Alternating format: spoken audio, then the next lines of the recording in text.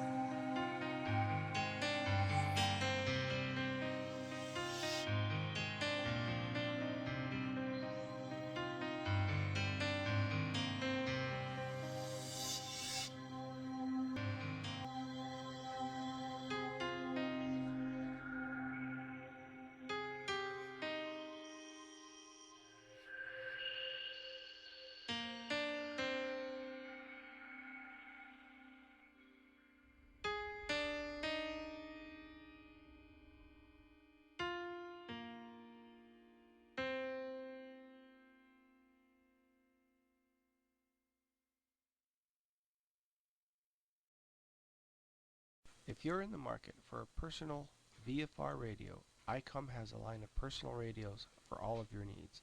From basic scanners and transceivers to handheld VORs, ICOM has a radio to suit your aviating needs. If it's your dispatch or aircraft that needs a new radio, ICOM can help. With a full line of panel mount and home-based units, ICOM can ensure you have the communications you need. Stop by our website at icomcanada.com to view our full line of aviation products. Have you always wanted that favorite airplane model sitting on your mantle but can't find it anywhere? Maybe you're wanting to immortalize your own aircraft or one that you flew in a desktop model. At ALM Custom Carving, that's what we do. We specialize in the one-off custom model. We make your airplane the way you want. Our planes are hand-carved and hand-painted, making each one as much a piece of art as it is a replica model. Check out our website at www.almmodels.com. That's www.almmodels.com.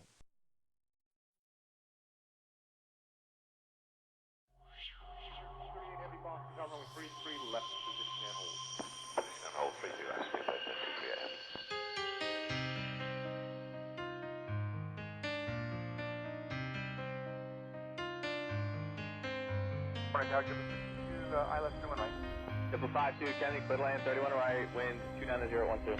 Clear land, definitely.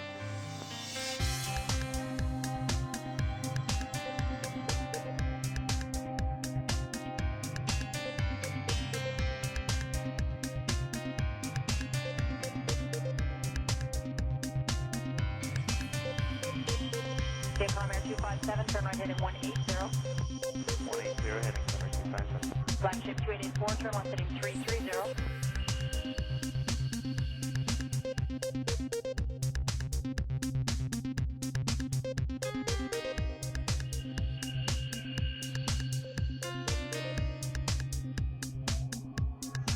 American 28, 99, traffic approach 128.5. 28.5, American 29. Oh.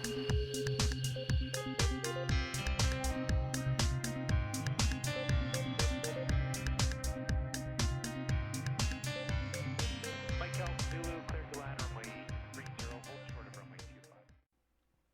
As is the case with all Carvairs, this particular one started out as a DC-4, MSN 42994 in 1946, and started its operational life in Norway as LNIAE. But within 2 years, the plane was transferred to the newly formed SAS.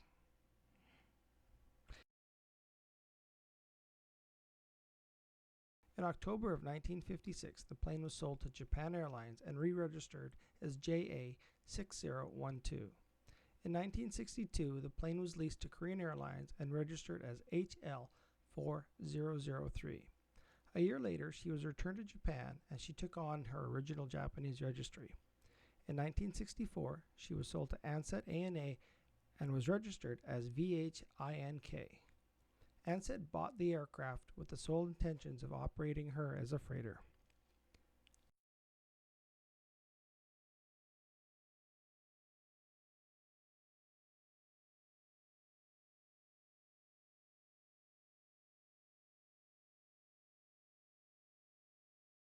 After just a year of service with Ansett, the plane was ferried to Essendon to the shops of Aviation traders for her conversion to her new form. 4 months later, she was ready for her maiden flight as Aviation Traders ATL-98 Carvair. From 1969 through to 1973, she operated for Ansett Transport Industries. After that time, she sat in storage for just over a year, and after a quick flip, she left for their new owner, Selwa Air Services. After the purchase deal fell through, she sat in storage at Seletar Airport until March of 1978. Now for a quick tic-tac-toe of ownership. March 1978, she was sold to J.A. Cunningham and registered as N54598. A quick 8 months later, she was flipped yet again to Nationwide Air, and she found herself in New Zealand and registered as ZK-NWA. Nationwide ceased operations in December 1982, and in 1983 she was sold to Pacific Aerolift of Honolulu. Sent to Hamilton, New Zealand for an overhaul, she sat in storage for 3 years as once again a deal had fallen through for this old Carvair. In 1986 she was sold to Hawaii Pacific Air and registered as November 5459X, and she was ferried to the Hawaiian Islands. In 1993, Hawaii Pacific Air ceased operations, and once again this old girl was put into storage.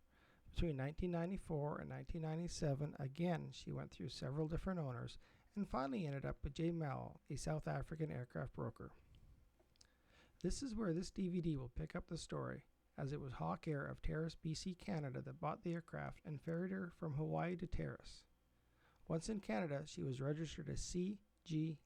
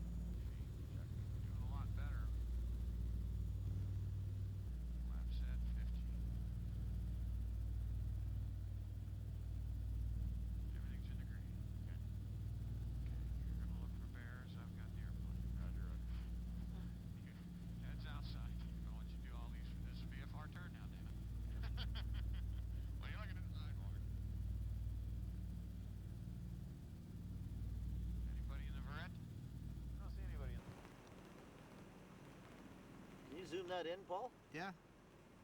Right on. Can you view that after you film it? Yeah.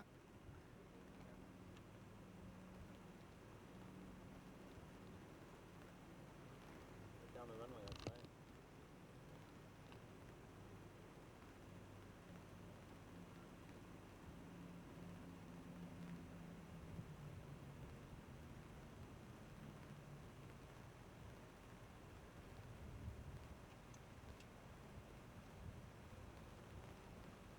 You knew everybody was looking.